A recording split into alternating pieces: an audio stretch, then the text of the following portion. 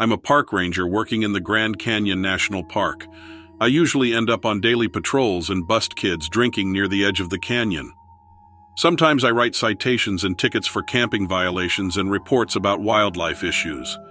Once in a while, we'll have a missing persons case. Lately, these cases have been becoming more and more common. Now, the first few missing campers broadcast on the news. The first one was a girl last May.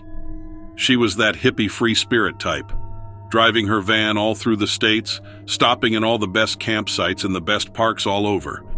She was all by herself, and no one even noticed she was gone till they hadn't seen her posts on Instagram in a few weeks.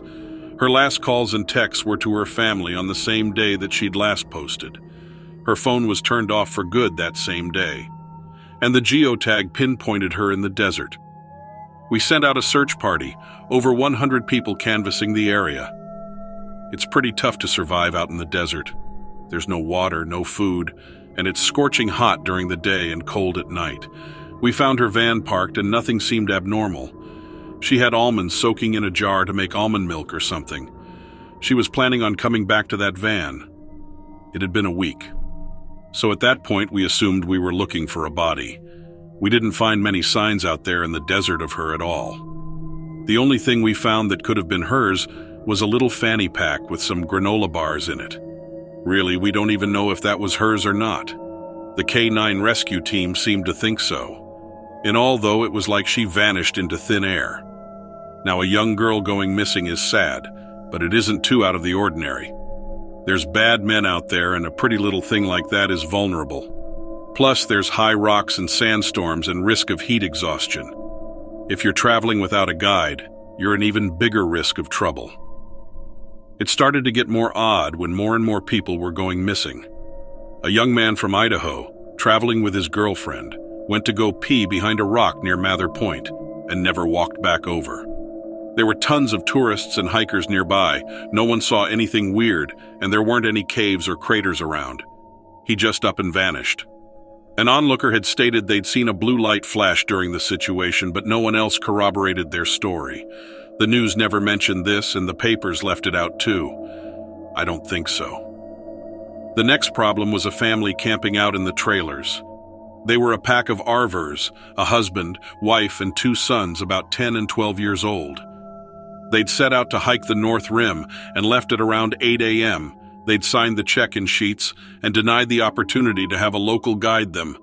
By the evening, when they hadn't signed out, we sent out a search party. Helicopters and dog teams and tons of volunteers went out over the next few weeks.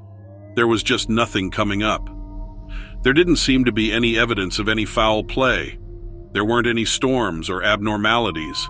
There weren't any signs of wildlife, no mountain lions anywhere near the areas, and they definitely couldn't take down a whole family of 4. A husband and wife went missing next. There isn't a ton of information about them, but we think the husband was live streaming right as they went missing. The video footage was scrubbed from the internet, but one of their friends described the clip to me as a witness in our investigation. They told me that the video showed them hiking towards the edge of the canyon, where we think is the Bright Angel trailhead. The wife was walking backwards and laughing when all of the sudden she disappeared from view. The husband dropped down the phone and gasped, and then a bright blue light overtook the screen. At that point, the video feed ended. When we went to check out this site, we didn't find anything out of the ordinary. Of course, we canvassed the area and sent out yet another search crew, but at this point the entire ranger team all were feeling dejected and like the entire operation was pointless. We'd been staying up long nights on these search teams and hadn't solved a single thing. Well, the story starts to get really interesting when the black vans started rolling in. I don't know if they are FBI or CIA or NSA or NASA or what, maybe some program we don't even know about yet. But they are definitely interested in whatever is going on around the canyon. They've set up shop in a big lot with a tall barbed wire fence surrounding the area. There are always those black vans going out all hours of the day and night. They drive all through the park, but I'm not sure that they always go back in once they've gone out. Well, I've looked over there with my binoculars some nights.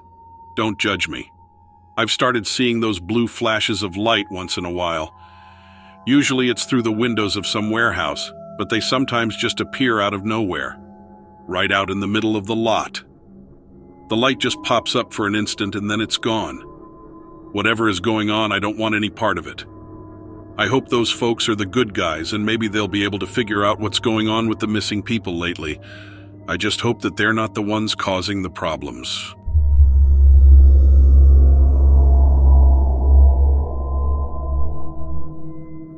So I'm a park ranger in upstate New York. I generally stick around in the winter, even though that's a slow time for the park, because I like the quiet. A big part of the job around that time is collecting all the litter and stuff that's been left behind. We have to grab it before the snow comes, or it'll stay there until the spring and make an even bigger mess. Me and another ranger, George, set out on a litter run one day. We set out at like 5 in the morning because we were going to have a blizzard that week. Everyone had been working overtime because we all wanted to leave before it hit. Now, there's a river that runs down the south side of the park. People tend to get real careless around the river. They try to feed the fish, things like that. I was in charge of making sure the riverbank was absolutely clear. We can't afford to have anything that isn't supposed to be there because it's a really fragile ecosystem. So me and George start walking along the riverbank. George is really good at spotting animal tracks and noticing if anything came into the area before us. We've only been walking for a few minutes when he says he sees hoof prints, and we don't allow horseback riding in the park. None of the rangers have horses either. So my first thought is that he must be mistaken. We've all been pulling 14-hour days and hopped up on coffee. It wouldn't be a surprise if he's starting to see things. But then he shows me, and he's right. There's a trail of hoof prints that walks right up to the edge of the river, then doubles back into the forest. And the prints are huge. George says that it's got to be as big as a horse, but it's walking on 2 feet. And we both know that doesn't make any sense. I'm not freaked out, but like, something feels off, you know, and I'm the senior ranger, so I have to make the call on whether we follow those tracks or not. And I say we go. So we follow the prints into the forest. We can tell that the animal is headed southeast, but we've got no clue how long it's been out there. And this is a pretty dense section of the park. Between the mud, the frost, and the undergrowth, it must have had a tough time of it. But the prints are pretty deep. Whatever it is, it's heavy. George thinks it might have come from the highway, way out at the edge of the park. It might be someone's exotic pet that fell off the truck and got lost. We've had situations like that before, and it's always a headache.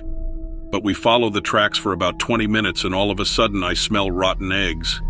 It makes me want to gag. We can't tell where it's coming from, so we just keep pushing forward. There's a spot where the animal's trail gets really confusing. George says it might have hurt itself and had to start dragging one of its legs. He says the trail ends right at this hollowed-out tree.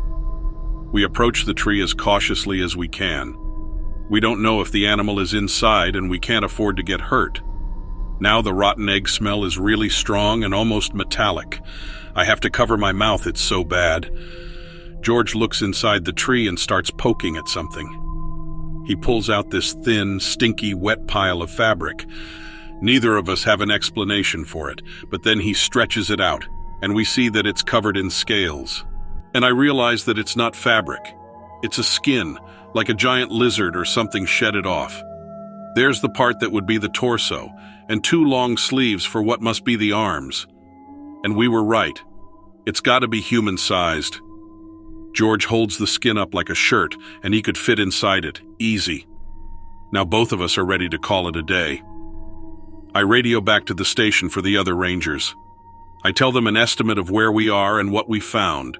There's no sign of the animal. We have no way to tell if it's watching us.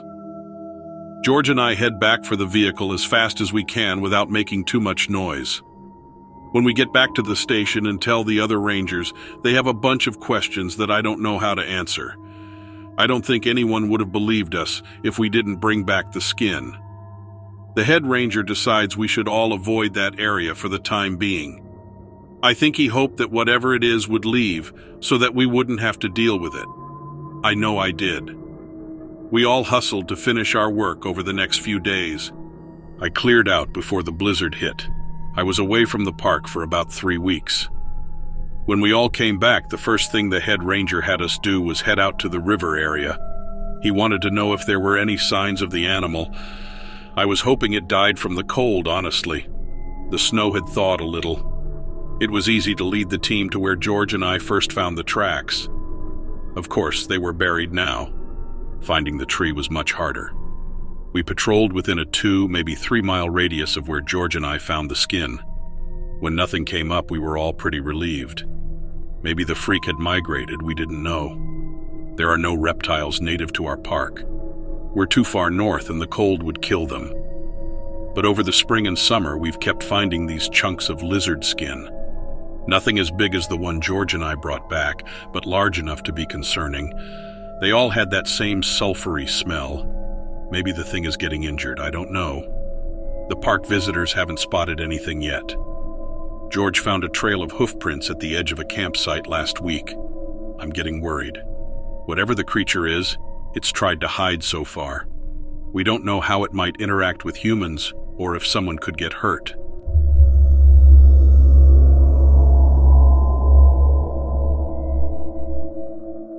I'm from a small town in Louisiana. It's to the southeast of New Orleans, about 45 minutes, and we have a lot of bayous out here. A bayou is kind of swamp-like.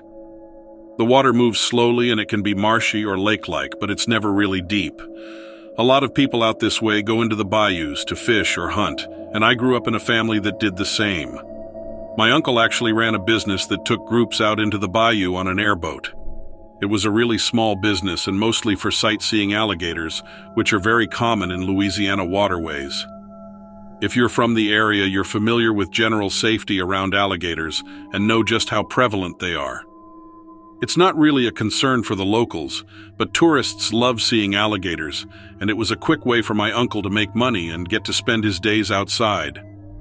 When my uncle was running the airboat out kind of full-time, usually 4 days a week, a few hours a day, I was in college a few hours away and would come home on weekends. I liked college, but it was draining for me to be in a bigger city and more populated area too, so it was nice to come home and relax a little. Plus, the food was better. On one of my visits home, we had a fried chicken dinner to celebrate my midterms being over.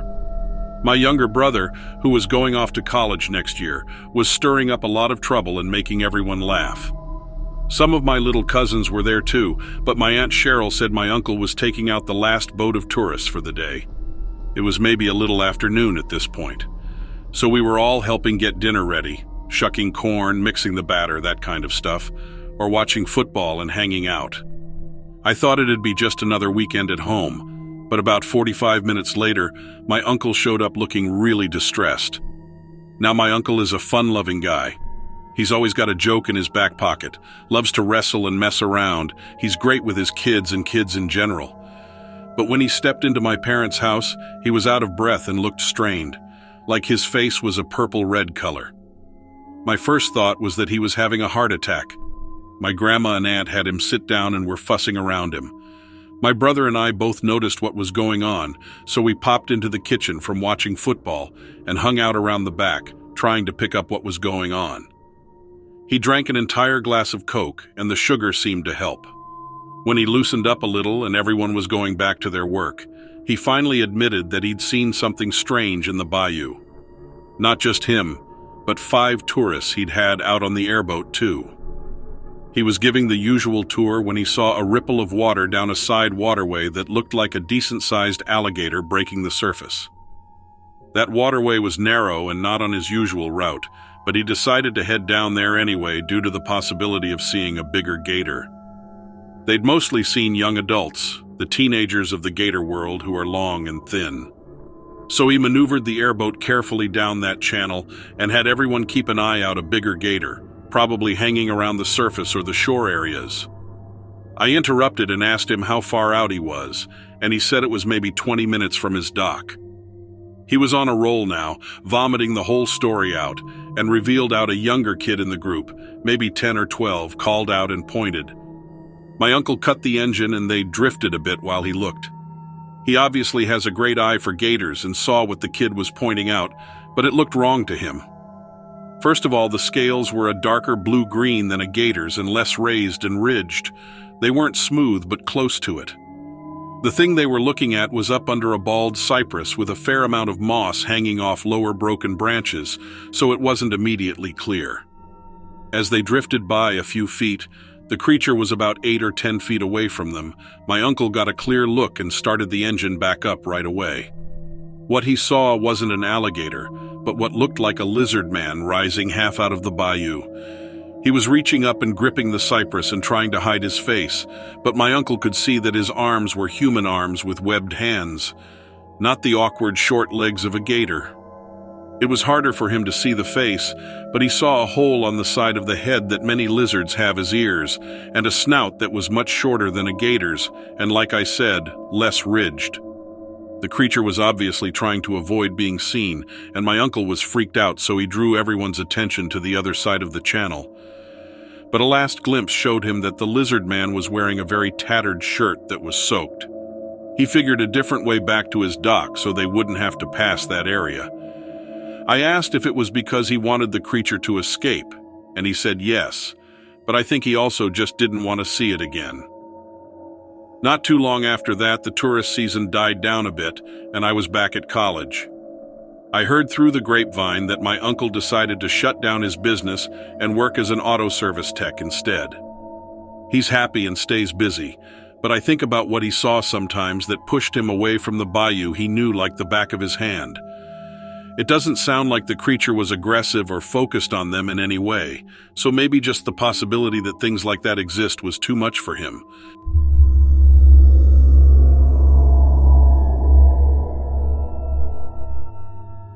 My family lived in a rural part of Illinois, and when I was around 10, we moved in with my grandmother because she wasn't doing well.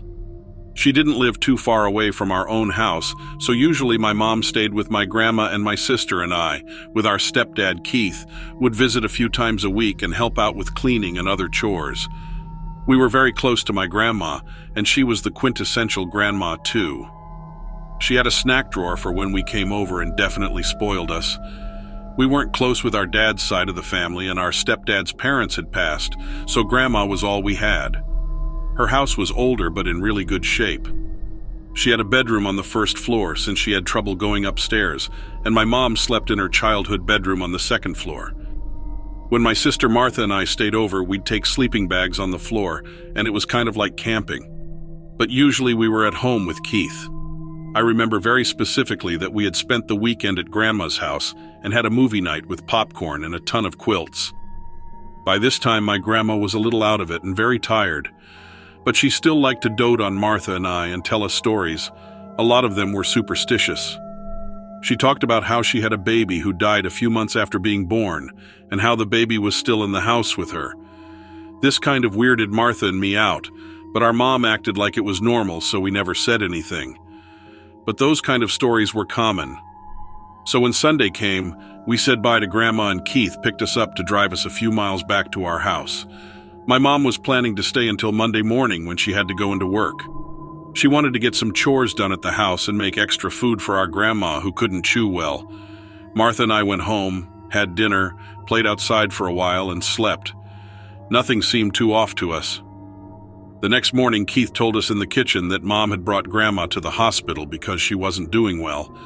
I wasn't really sure how to feel about that because she'd been to the hospital a few times and always came home after, so it might not be serious. But at that age, when it's your first experience with someone being really sick, it can be confusing. We went to school, and when we got home, Keith picked us up and explained that he thought we should get flowers and some groceries for when Grandma came home. Mom had called him earlier and told him that they were planning on discharging her that afternoon. We stopped at the store quick and then went to Grandma's house. Mom was still at the hospital with her, so we let ourselves in, set up the flowers, and then just kind of hung out watching TV. Keith decided to clean up the yard a bit and left us in the house. It wasn't nighttime yet, but closer to evening for sure, maybe 5 or 6 at night. Martha and I were getting hungry, and to distract ourselves, we wandered around the house looking at Grandma's things, old pictures of our mom and aunts and uncles, stuff like that. On the first floor, we heard a noise that sounded like it came from our grandma's room. The door was open, but Martha said she was sure Mom wasn't here yet, She'd looked out the window upstairs and the driveway was empty. I thought they might have arrived without us noticing and went to Grandma's room to say hi to her. Martha followed me. When we got to the door, we looked in and both saw Grandma sitting in her rocking chair. She looked exactly the same as ever, but didn't say anything to us. Instead, she was sort of staring off into the room. And then Martha and I heard a baby cry. It was very faint, but we both backed up into the living room and checked that the other sibling had heard it. After listening for a minute, we didn't hear it again. Martha went to get Keith to tell him they were back, and I went to find Mom, thinking she was in the kitchen. But after checking the whole downstairs and running upstairs, I didn't find her. Keith and Martha came inside, and within seconds the house phone rang. It was one of those old-school phones that hangs on the wall and has a long cord. Keith picked it up and talked quietly for a little bit. When he hung up, he turned around and told us sadly that our grandma had passed away at the hospital. They thought she'd been doing better, but it had actually been what they refer to as rallying, kind of a last-ditch burst of energy before someone passes away. Mom had called from the hospital to let us know, and when she didn't reach us at home, tried Grandma's house. Martha and I looked at each other right away and told Keith that we'd just seen Grandma in her room less than 10 minutes ago. He seemed skeptical. Keith wasn't a superstitious person, but heard us out. When we were done explaining, he ducked into her room to check and said no one was there. He then checked the rest of the house with us close behind, but we didn't see her again. Eventually, Mom came back from the hospital and we told her what happened too. Our theory as a family was that Grandma passed away and her spirit came back to the house for a bit before moving on. The baby we heard must have been the baby she lost that she'd talk about sometimes. None of us ever saw anything in the house again, and Mom sold it a few years later, but I like to think that Grandma was finally reunited with her baby and found peace. Since then, I've had other experiences, but I'll save those for another day.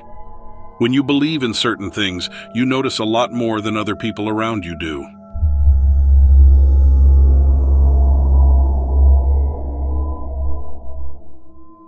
Let me start out by saying that I'm not a conspiracy theorist by any means. I believe in science, facts, and numbers. I don't make stuff like this up for attention, and it's important for you to know that. I am first and foremost a pragmatist. That's why I'm so hesitant to tell this story. I haven't told anyone until now, because I'm not even sure if I believe what happened to me that day. I'd been living in West Virginia for a few months. I'm an aerospace engineer, and I'd recently been transferred from Washington. I don't really know why I'm sharing this. Anyway, I was still getting used to my surroundings. I'm a big outdoors person, so I had been exploring the hills and hiking in the majority of my free time. It wasn't necessarily a small town, but things could go pretty still for a while, especially when I was out in the woods. As I said, I'm practical, so I knew better than to wander out at night or go anywhere without protection. Something I had always wanted to do was go and explore West Virginia's caverns. I didn't have a ton of experience spelunking, but I found a bunch of information online for first-timers. So one Sunday I drove out to the caverns. I had all the necessary equipment in my pack with extras of everything, and I felt confident. I geared up in my helmet, headlamp, and knee and elbow pads. I looked pretty goofy, I'll tell you that. I began my exploration. The cavern was structured in a way that the spelunker gradually descended several hundred feet before any serious dips or drops revealed themselves. That was when the adrenaline would kick in and the real exploring would start. As I descended flatly, I passed a handful of groups, a couple trying their hand at adventuring, 2 or 3 seasoned pros here and there, a family with whining children who cut the flattest part of the caving short and turned back. By the time I reached the end of the warm-up descent, the temperature had dropped considerably. I was thankful I'd brought an extra layer. I saw a few different tunnels of varying width, branching out in separate explorations. I set out down one passage that was high and wide enough to stand comfortably, though I sensed this comfort wouldn't last. The rock formations were brilliant, and the atmosphere down there was unlike anything I'd ever experienced before. It was so quiet, cool, and serene. The drops became more pronounced, and I figured I was around 300 feet underground at that point. The ground evened out, and the walls of the passage gave way to an open room-like area of the cave, a small, glittering pool rippling in the corner. It was so beautiful. I took a minute to soak it all in. At the far end of the open area, the passage continued, appearing like a black hole leading into nowhere. I suddenly had this feeling. I don't even know how to describe it. It was like claustrophobia, but I'd never had that before. I had always loved stuff like this. I pressed on and shrugged away the feeling. It was a lot darker in this new passageway for some reason, and colder too. I hugged my pack tightly against my shoulders. I heard something. It was like nails dragging down the sides of the rock walls, but coming from the outside. It wasn't possible. With every step I took forward, the clawing sounds got louder. I was convinced that my mind was just playing tricks on me. I'd heard about that happening to spelunkers. But it was just so damn loud at this point, like something was dragging its nails down a chalkboard just inches from my head. I took another step, and when my foot touched the earth, a powerful gust of wind flew back at me, nearly making me lose my balance. Had someone opened a pressurized door at the end of this passageway? No, obviously not. Not possible. Whatever it was, the wind was enough to turn me around. I headed back toward the open area, the darkness stalking me from behind. My feet seemed to move on their own. I was practically jogging as I approached the soft glow of the open area with the pool. Its eyes still glowing, the faceless mouth of the creature began to open. This was enough to kick me back into gear. Throwing all caution to the wind, I sprinted as fast as I could out of the tunnel. I could hear the scratching noises all around me, following me, and just as I began to let my fear get the best of me, I saw the brighter glow of the cave's base. Needless to say, I made it out of that tunnel, and I ran the whole way back to my car, ignoring all the crazed looks in my direction. I still don't believe what I saw. I am a practical individual, and I don't believe in ghosts or monsters or aliens or anything like that. But I do believe that I outran something terrible that day, and I won't be heading back into those caves anytime soon.